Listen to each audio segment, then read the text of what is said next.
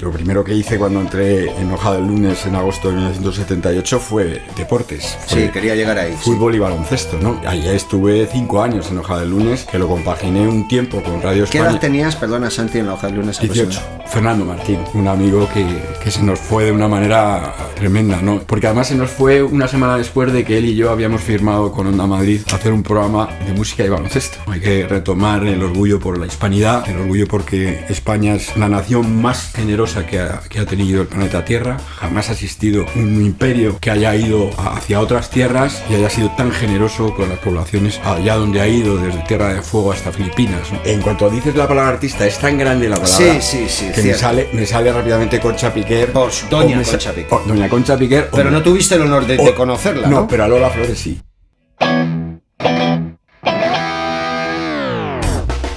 Esto es Puro Directo, entrevistas donde artistas y creadores comparten su trayectoria. Cada 2 semanas te acercamos conversaciones auténticas en un espacio libre de filtros y lleno de historias reales.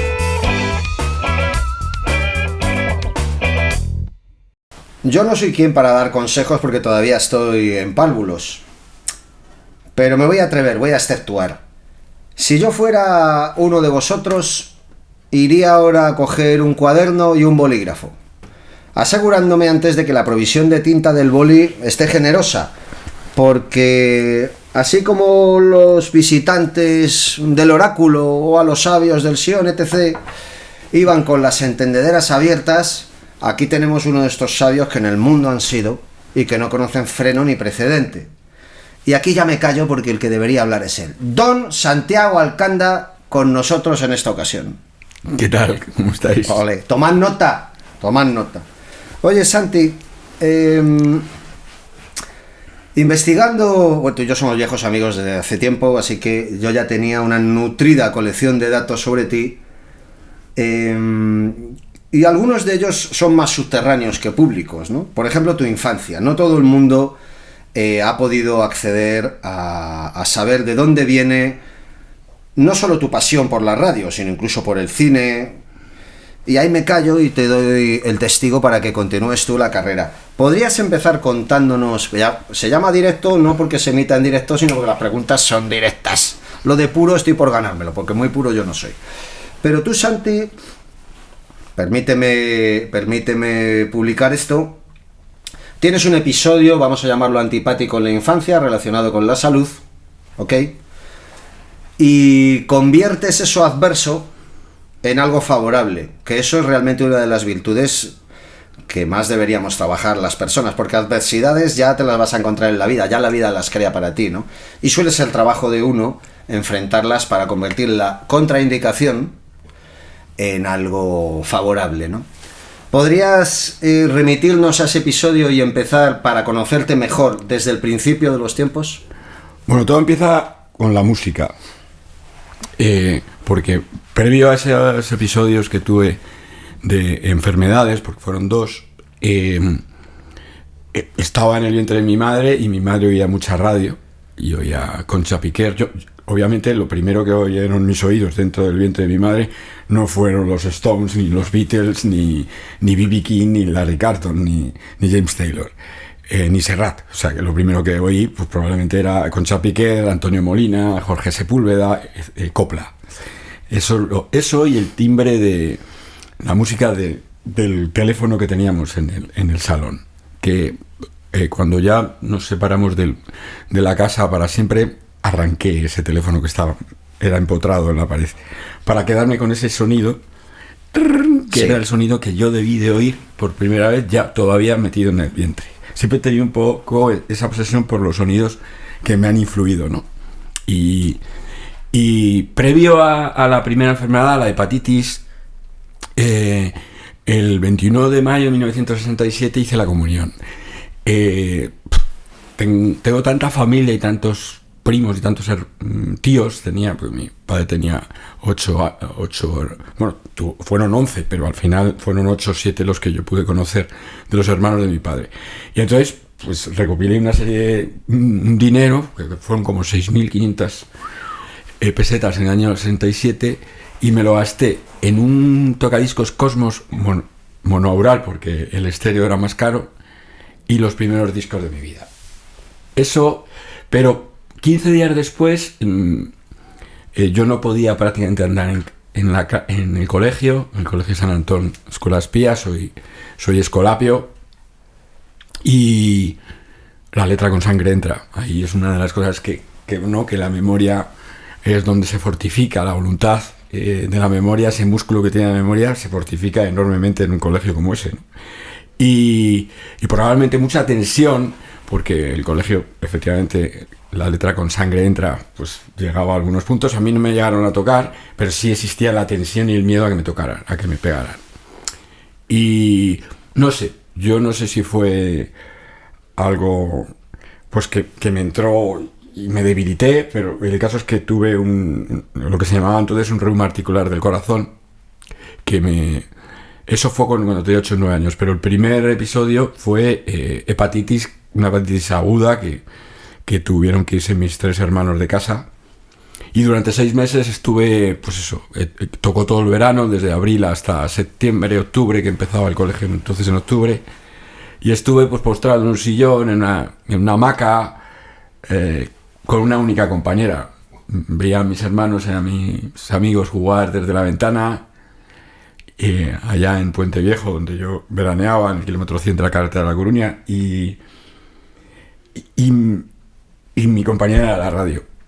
Y ahí es donde se empezó a engendrar realmente mi pasión por la radio, ¿no? Cómo me acompañaba, cómo veía yo esos programas de José Domingo Castaños, Disco Parada, que fue mi primer programa que me impacta con 7 años. Y ya entonces yo pienso, joder, a mí me gustaría hacer eso que hacen estos, ¿no? Hacer radio musical. Y bueno, fíjate, tengo la suerte de estar haciendo exactamente lo que soñaba cuando era pequeño. Y bueno, porque luego me pasó con con 9 y con 11 años me volvió a pasar con el reuma articular del corazón. Y eso todavía me hizo más yo conmigo mismo, mucho silencio conmigo mismo y mucha música y mucha radio. Y a los 12 años, en febrero de 1972, mi madre se fue conmigo y con mi hermana Marivía a Lourdes, y desde entonces nunca volví a tener problemas ni con el reuma ni nada más. ¿Es posible? ¿No hay una razón médica que explique la curación? Yo no lo creo mucho, ¿no? O sea, pero es la verdad. O sea, es verdad que desde entonces, o uno de los son un tema psicológico, psicosomático, que podía haber mucho de psicosomático en mí, porque yo era un niño muy sensible, y toda la violencia que rodeaba y cómo era la tensión de entonces, pues probablemente me influyó, ¿no? Me sigue influyendo realmente, ¿no? Me sigue influyendo la mala, porque hay mucho bicho, yo creo que la mayor parte de la gente es buena, pero los bichos están colocados en sitios estratégicos gracias a eso, a que son muy bichos y muy malos. Y sigo padeciéndolo, con 65 años sigo luchando. De eso no escapamos nadie, no escapamos nadie, ¿verdad? Vale, me hablas de Pepe Domingo Castaño. Yo lo conocí en 300 millones en la televisión. No sabía de sus precedentes radiofónicos. Tú, puestos a incorporarte a la playa de posibilidades que ofrece la radio, la de especialista en música es una de ellas. Tienes desde informativos hasta otros, etcétera. ¿Siempre fue una pasión para ti hermanar la música con la radio? Sí, eso sí. Sí, ¿verdad? Pero no es verdad que lo primero que hice cuando entré en Hoja del Lunes en agosto de 1978 fue deportes. Sí, quería llegar ahí. Fútbol y baloncesto, ¿no? Y allá estuve 5 años en Hoja del Lunes, que lo compaginé un tiempo con Radio España. ¿Qué edad tenías, perdona, Santi, en la Hoja del Lunes? 18. La foto esa que salgo con Elton John, que te enseñé en ese momento, tengo 18 años ahí. Qué barbaridad, qué barbaridad. Ese fue mi primera incursión. La entrevista no salió la noticia de que había venido Elton John a Madrid, porque tampoco es que los directivos de Hoja del Lunes supiesen mucho quién era Elton John en el año 78. Ni sus lectores. Mi abuelo Miguel lo trabajaba y no creo que fuera. No, así que, pues bueno, estaba rompiendo moldes ahí también en un mundo que era que era antiguo, ¿no? Era un mundo antiguo, un mundo de máquinas de escribir Remington, de la Olivetti todavía no había llegado, ¿sabes? Que no sé ni, o por lo Sí, menos sí. a mi redacción no había llegado la Olivetti, ¿no? Y digo la Olivetti, incluso la electrónica, la que se enchufaba, ¿no? No solo la manual, la mecánica. Y bueno, estaban los teletipos y todo ese mundo del periodismo antiguo, con un redactor jefe con la botella de whisky en el cajón de abajo de su, Muy americano. de su escritorio. Eso lo tienes en las películas de real, cine. como la vida misma. Sí, sí, absolutamente. Lo vivido total, ¿no? Y buenos maestros tuve ahí en redacción de deportes, y eso me enseñó a pues tenerme que ir a Móstoles, a Getafe, en camioneta entonces, ¿eh? No era como ahora que puedes ir Ya. casi en metro, ¿no? Claro. Y bueno, largos viajes por las mañanas los domingos para hacer partidos del Leganés, de toda la periferia madrileña, del Real Madrid aficionados, que entonces existía, donde conocí a Butragueño antes de que pasara al Real Madrid 1, al Real Madrid primero. Y bueno, realmente en fútbol era difícil que yo tuviera buenas amistades, tanto de los que hacían periodismo futbolero, y lo digo con ese punto poco despectivo, si cabe. Bueno, la valentía manda. Y entonces, bueno, realmente el baloncesto me tiraba porque ahí encontraba personas, joder, que estaban estudiando en la universidad, gente que estaba estudiando Derecho, ingenieros de caminos, ingenieros médicos, ¿no? Juan Manuel López Iturraga estaba estudiando industriales, si no recuerdo mal, y Corbalán estudiaba medicina. Y sabes que luego fue cardiólogo. Y así sucesivamente, ¿no? Alfonso del Corral, médico también. Y bueno, fue un mundo que me gustó desde el principio, y por eso pues trabé amistad con jugadores, hombre, perfectamente del Real Madrid, porque siempre he sido muy del Real Madrid. Y bueno, pues Juanma López Iturriaga, Chechu Biriukov, los Llorente, los dos, Toñini y Joe Llorente, pues los quiero muchísimo. Joseba Astañaga, que fue un tío adelantado a su tiempo como ala pivot, en una posición de tres que entonces no se estilaba en España, ¿no? En Europa cuando menos. Y Fernando Martín, Por supuesto. un amigo que se nos fue de una manera tremenda, ¿no? Y porque además se nos fue una semana después de que él y yo habíamos firmado con Onda Madrid hacer un programa de música y baloncesto. Ya. Y se murió y me quedé sin poder hacer ese programa los sábados, que me hubiera encantado, ¿no? Porque yo era Todos nos hubiera encantado. Ten en cuenta que Andrés Montes, que es un tipo muy conocido en el mundo del deporte y de la televisión por sus grandes retransmisiones de NBA, fue un pionero, ahora pues muchos le emulan, ¿no? Era de mi colegio también. Era Escolapio y de San Antón. De San Antón es también Florentino Pérez. Ajá. De San Antón es su hermano, que es parte de la directiva, Quique Pérez. De San Antón es el vicepresidente del Real Madrid, Fernández de Blas, que también es de San Antón. Manuel, otro de los grandes directivos, que ha sido jefe de Peñas hasta hace muy poco, que se ha jubilado. Butragueño fue de San Antón. Quiero decirte que gran parte de la plantilla que ha triunfado, que está triunfando con el Real Madrid y que ha dado tantos éxitos históricos al Real Madrid, es Escolapia. Y para mí tiene un sentido muy claro, que es la disciplina, el conocimiento y la apertura a un mundo más allá de los prejuicios y de los complejos que ha tenido España desde la pérdida de Filipinas y Cuba, ¿no? Que hay que retomar, ¿no? Hay que retomar el orgullo por la hispanidad, el orgullo porque España es la nación más generosa que ha tenido el planeta Tierra. Jamás ha existido un imperio que haya ido hacia otras tierras y haya sido tan generoso con los poblados y con las poblaciones allá donde ha ido, desde Tierra de Fuego hasta Filipinas. La leyenda negra de los bárbaros del norte se ha encargado de otra historia, ¿no? Pero me estoy yendo por... No, pero por me interesa focalizar un poco esto y si me permites incorporar, porque estoy de acuerdo contigo.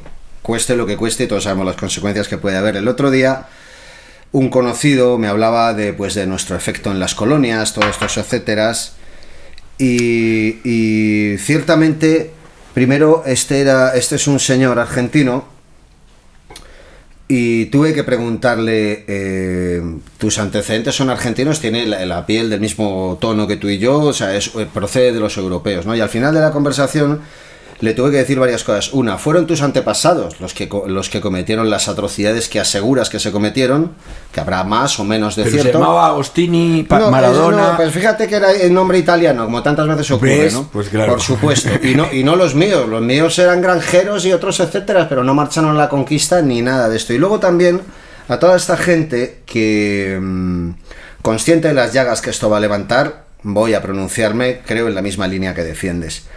Toda esta gente que, por ejemplo, se queja de los españoles y la conquista, no está dando una lección de historia, sino de rencor. Tanto tú como yo, como españoles, podríamos odiar a los romanos, a los godos, vamos a decir los alemanes, a los franceses, no hace poco más de 200 años, tal. Bueno, a los franceses se puede seguir. Estos del norte, ahí lo tienes. Estos del norte nos han tenido tanta envidia, porque España es que tiene España una cultura tan enorme en sí misma. Es todo el Mediterráneo, todo lo de durante milenios, es decir, todo el Mediterráneo, los persas, los hititas, el imperio hitita, el código de Hammurabi, los griegos, los egipcios, los fenicios, los cartagineses, los romanos, todo eso, los árabes, todo eso entra en la península ibérica, se nutre, se alimenta de nuestros grandes monasterios y toda esa filosofía, cultura, arquitectura, derecho romano, etcétera,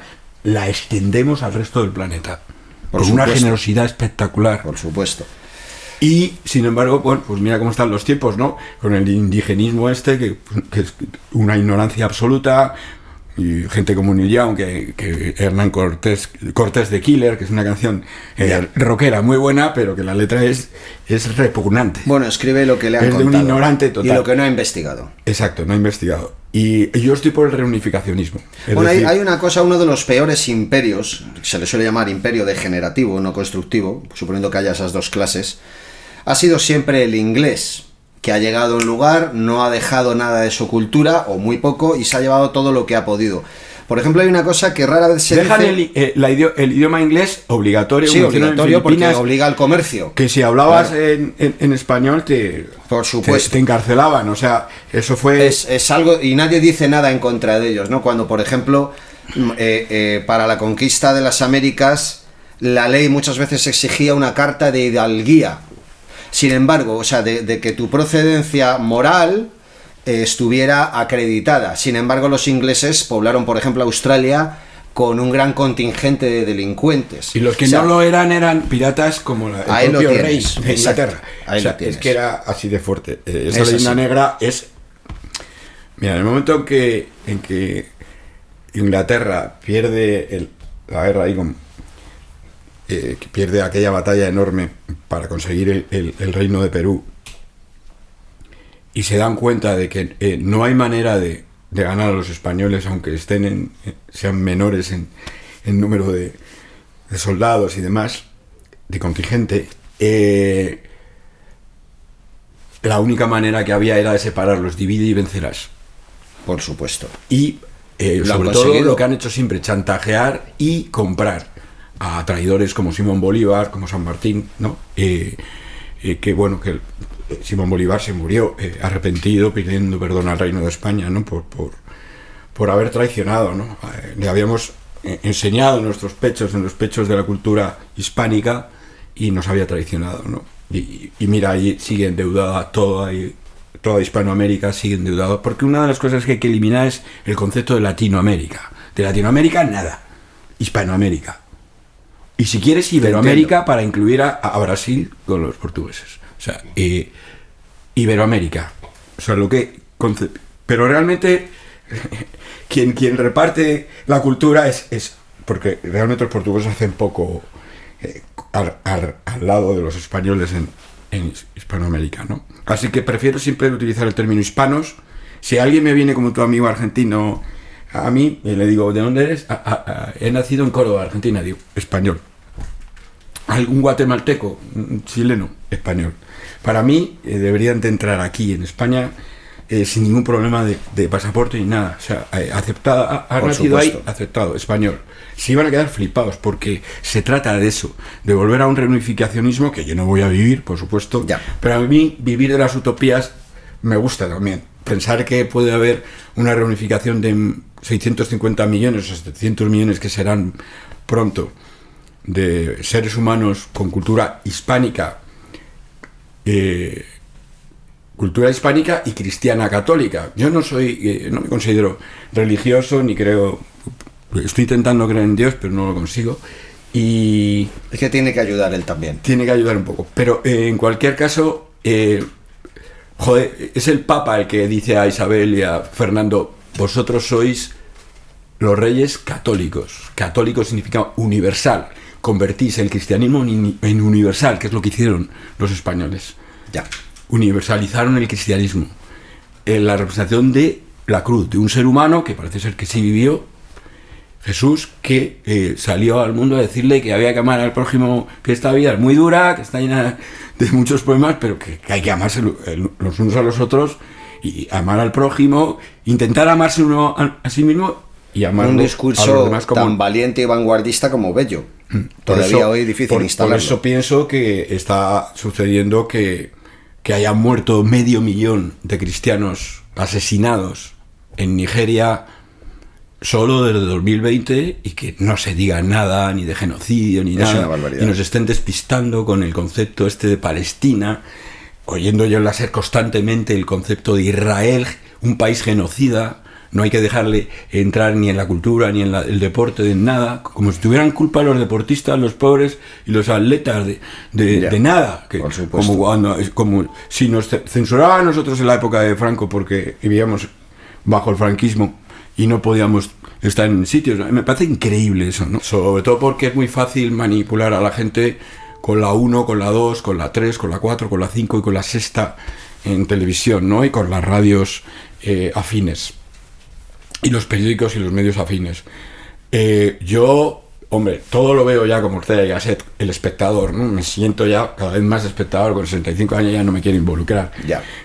Quiero vivir con mi familia, con mis amigos, y hablar de música, disfrutar de la música y trabajar, seguir trabajando, y eso es lo que quiero.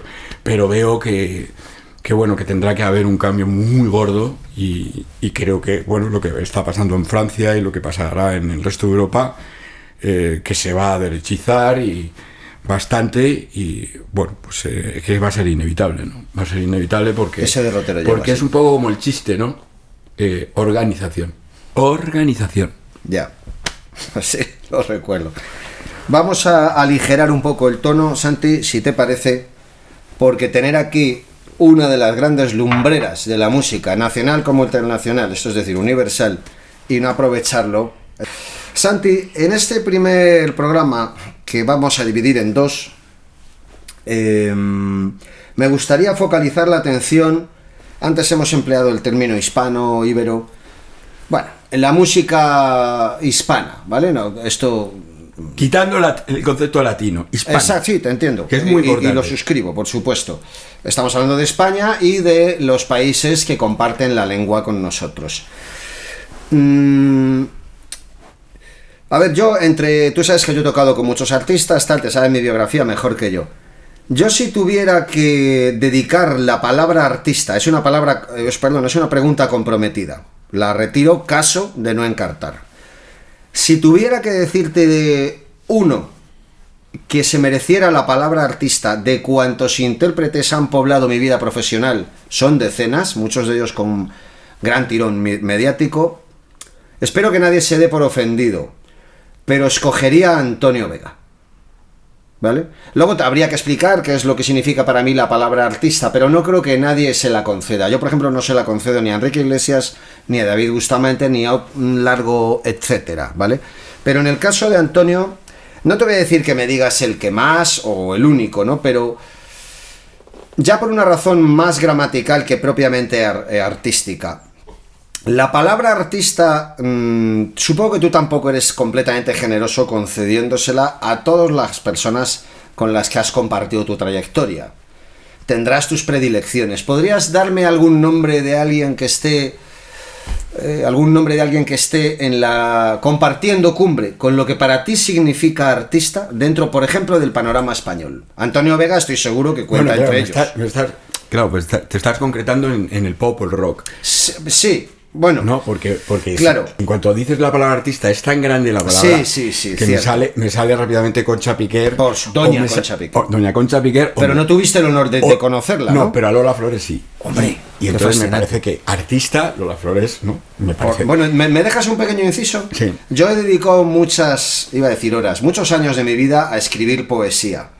No hay antecedentes en mi familia, lo puedes llamar generación espontánea. Bueno, el caso es que yo tengo una deuda con Doña Lola, muy marcada en mi amor por la poesía. Recuerdo estar viendo Directísimo, años 70, yo era un niño, y salir ella recitando un poema. A mí no me interesaba nada de lo que representaba Lola Flores dentro de mi ignorante cerebro de niño, en absoluto, ¿no? Pero por ni su música, ni el personaje social, ni otros, etcétera. O sea, yo recibí aquella referencia, Doña Lola, con una empalizada de rechazo. Y ahí comprendí el poder del arte. Porque con tanto arte recitó ese poema. Pura intuición. Algo increíble, recitó ese poema que demolió todo mi escudo, toda mi muralla y penetró hasta lo más... Bueno, escribo poesía, creo que en gran parte por aquella experiencia. Entonces, Doña Lola, tocara lo que tocara realmente... Fíjate que para bajarme a mí del caballo batallador que tenía contra ella y ponerme de rodillas ante su arte, hay que valer. Porque yo no la recibí desde 0, la recibí desde -10, pues me llevó a +10. O sea que tuviste el grande honor de conocerla. Sí, bueno, a través de su hijo de Antonio Flores, y bueno, pues, y a sus hijas, a Rosario, a Lolita también, ¿no? Y pues de eso, pero realmente fue una vez, porque subía a su casa ahí, cuando venía por ahí, por General Perón, y bueno, estaba ahí como una ama de casa, y no la entrevisté nunca y demás. Y el otro gran artista que quería decirte sí. Es Rafael. Este sí que me toca en el corazón, enormemente. ¿Por qué? Porque el primer disco LP que me compro en mi vida es el de Digan lo que digan, el álbum del 66. Y el single, el de Hablemos del Amor, que era realmente un EP de 4 temas, Hablemos del Amor, que se presentaba ese año 67 en el que yo iba a caer enfermo, en Eurovisión con Hablemos del Amor. Canción de Manuel Alejandro, impresionante. Esa voz y ese personaje, ¿no? Cantando ahí en el Teatro Calderón, ante el Generalísimo y su mujer, ¿no? Que su mujer se volvía loca con Rafael. Y un artista que sobrepasa cualquier ideología política y cualquier historia, o sea, da igual, ¿no? Sigue siendo tan grande y morirá con las botas puestas o morirá con la voz o con el micrófono en el escenario, ¿no? Eso es un artista, independiente, pierde la voz y tal y hace un esfuerzo más divino que humano, suprahumano. Sí, totalmente. Y ese es un artista. Ahora, claro, si empezamos con un concepto de artista más renacentista, que es a donde vas tú, sí. En el que encontramos a un tipo que toca la guitarra, que compone, que escribe poesía, que escribe letras, que dices, ¿de dónde ha salido este ser humano? Que le gusta la astronomía, que es un curioso, con aire renacentista, ¿no? Es Antonio Vega. Sí. Es que Antonio Vega es que no tiene parangón, no tiene... Es que yo establezco 3 clases de artista. Uno, el interpretativo. Tienes desde Elvis, Sinatra, y diría que también Rafael, porque como autor no ha dejado huella. Tampoco creo que Lola hiciera canciones. Ni Lola ni Concha. Claro. León Quintero y Quiroga. Claro, eso no les rebaja del respeto y admiración que merecen, ¿no? Pero luego está la categoría, que yo lamento tengo que decir superior, que es, digamos, Miguel Ángel, que también es intérprete o ejecutante, pero también creativo, ¿no? Y luego hay una clase frustrado de artista como arquitecto. Claro, bueno, incluso escribía poesía y otros etcétera. El Papa, ¿no? Julio II no le dejaba. Don Julio II, no confundir con Don Julito Iglesias, ¿no? Ya entramos en el tema papal, que bueno, ahí ese papa yo no le pondría don. Con la Iglesia hemos dado. Entonces, que la gente dice topado y es dado, y luego está la clase artista que combina la vertiente ejecutante y la vertiente creativa, ¿no? Antoñito es para mí, dentro del ideario del pop, el que más... Reconozco que también estoy hablando desde el cariño y desde las similitudes, ¿sabes? Porque yo hice giras con él, cosas de este estilo. Entonces, a lo mejor el amor ciega, todo esto no lo sabemos, y estoy magnificándolo, pero aún así lo tengo que defender, ¿no? Para mí es, sin duda, mi predilecto, ¿no? Tú tienes que haber conocido, porque has conocido... Más que conocer, me interesa que me hables de aquellos con los que has trabajado, has entrevistado, has compartido experiencias... ¿Tienes algún hombre, mujer, sabes, algún preferido especial dentro del ideario del pop, del rock, de músicas? ¿Ahora mismo? Vaya, no pensaba incorporarte esto, pero sí, te veo valiente. Ahora mismo. Carmen Boza. Tengo yo un tema en mi selección de sí que Carmen me encanta, Boza. ¿verdad? Carmen Boza es alguien fuera de clasificación, es una enorme guitarrista. Ah, ¿también? ¿Es ella la que graba las guitarras? Sí, que por están... supuesto. Ah, sí. Por supuesto. Pues me quito aún más el sombrero. Es una enorme guitarrista, compositora enorme, con un par de ovarios, Sí. Con las letras abiertas, y que ha sufrido, pues ha padecido lo que es el peso de... Porque Antonio Vega conoció perfectamente la cara y la cruz de tener un talento y tener un coeficiente intelectual superior al del común de los... La cara y la cruz, de los seres. Y entonces él debió de ver en el espejo, él mismo fue el primero que se enteró de que era un tipo especial, de que tenía, pues eso, de que él era tal. Pero estaba dispuesto a disfrutar de esa cara, pero la cruz, amigo, no. Hay que reconocer que entonces sabemos muy bien cómo se evadió, la manera de escapar de aquello, y no quiero la heroína y demás, está claro. O sea, no murió, por cierto, de droga, como han dicho alguno por ahí, murió de cáncer, para aclarar la cuestión. Pero Carmen Boza, bueno, pues ahora está en un silencio que llevamos casi 2 años, está ahí en su tierra, ella nació en La Línea, en Cádiz, y es que es una maravilla de compositora, es impresionante. Me recuerda ahora un poco a lo que me está impactando internacionalmente como artista, una chica de origen japonés asentada en Brooklyn que se llama Mei Semones. Mei Semones es una fuera de serie, no sé qué edad tiene, no sé si tiene 17, 18 o 25, no tengo ni idea porque físicamente parece una niña. Y si podría tener 15, pero no creo que llegue a tanto para tocar así y componer como compone. Yo creo que es el gran descubrimiento que he tenido este año, ¿no? de música. Y Carmen Boza representa un poco lo que yo he descubierto en España, así, ¿no?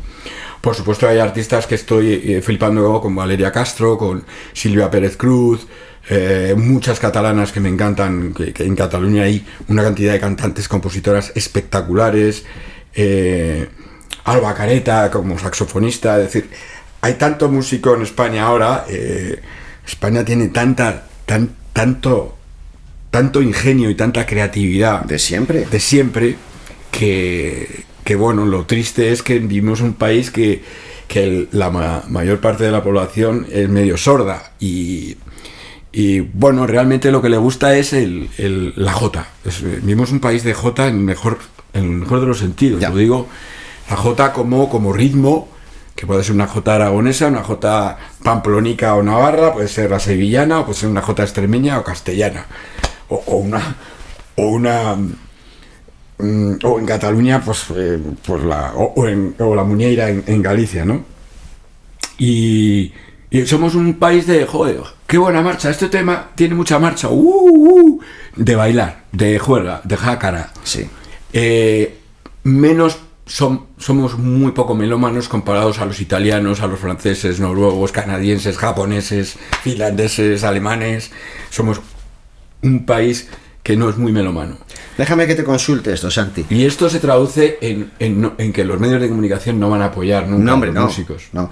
A ver, yo creo que el pueblo, especialmente español, tiene una idolatría, un apetito insaciable hacia la diversión, hacia todas estas cosas. De hecho, es una de las grandes razones por las cuales vivir en España es que aquí te lo pasas bien, la comida es maravillosa, el sol es generoso y tal. De hecho, no hay ningún español que quiera pasar su jubilación en Londres o en Berlín. Sin embargo, alemanes o ingleses la quieren pasar aquí. Por algo será. De la misma manera que hay restaurantes españoles en todo el mundo y restaurantes ingleses yo no conozco ninguno. Alemanes alguno. O sea, que quiero decirte aquí El Placer y otra serie de extras hermanados con ese concepto son el punto de mira de la identidad española. Eso, como diría yo, que se traduce en la música.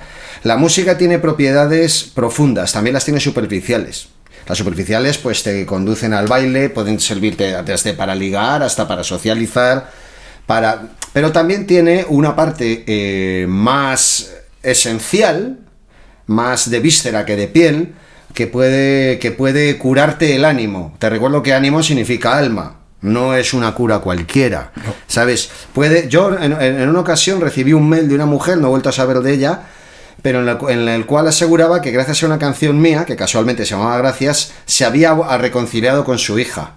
Es una de mis pocas glorias, pero le da sentido a mucho esfuerzo, ¿no? Ignoro cuánto duró esa reconciliación, pero bueno, es una conquista, aunque fueran 20 minutos, ¿no? Y realmente la música puede hacer muchísimas cosas mucho más profundas e importantes que el disfrute. Yo no reniego de esa parte, pero sí reniego de la gente que solo recurre a la música únicamente para... En fin, para poblar una fiesta, renegar no, pero lamento que solo lo vean así. Eso sí. Eso sí. Lo entiendo, y además lo entiendo porque somos un país alegre. Hombre. O sea, eso es lo que les ha fastidiado siempre a los bárbaros del norte. Sí. Aquellos que todavía, hasta que pudieron comer con cuchillo y tenedor, les pasó mucho tiempo y nosotros le llevábamos una ventaja, ¿no? Sí. Unos bárbaros y siempre les ha jodido... que además de que seamos ingeniosos, trabajadores, sí. Porque eso de que el español no trabaja, que se lo pregunten a los que emigraron a Alemania, por Francia, supuesto. Suiza, Austria, etcétera, Inglaterra, como que no curran. Y como los hispanos que están viniendo, que son currantes de la leche, cierto. Espectacular, cierto, de donde vengan. Y no vienen a delinquir, vienen a trabajar, a ganarse la vida, incluso a enviar dinero a y si a se las fueran, familias veríamos que españoles iban a hacer su trabajo. Una maravilla, los hispanos.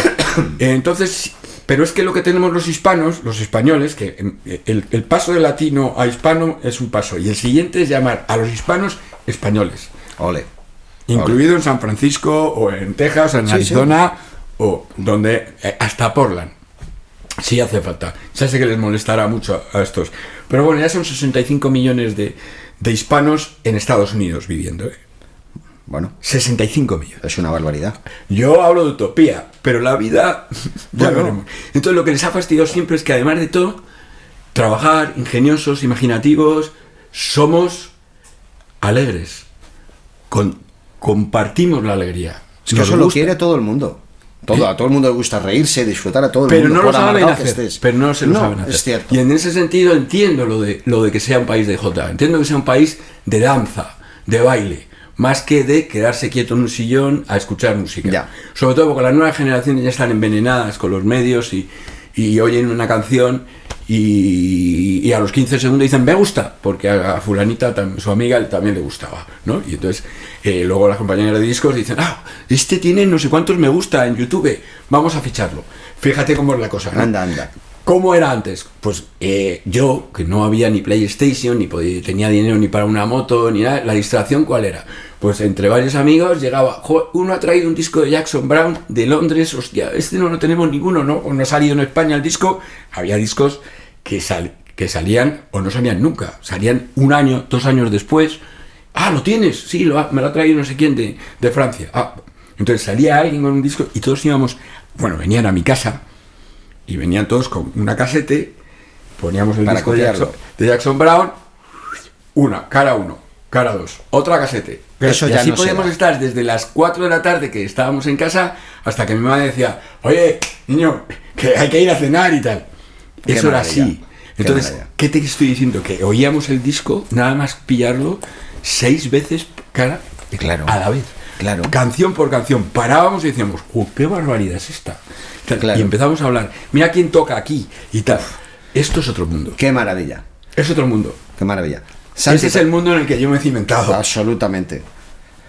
Chicos, las despedidas pues a nadie nos gustan, ¿no? Pero esto no es un final, es una interrupción, porque como ya anunciaba al principio, tenemos una segunda entrega. Ahí me gustaría veros. Hasta entonces, un beso sincero.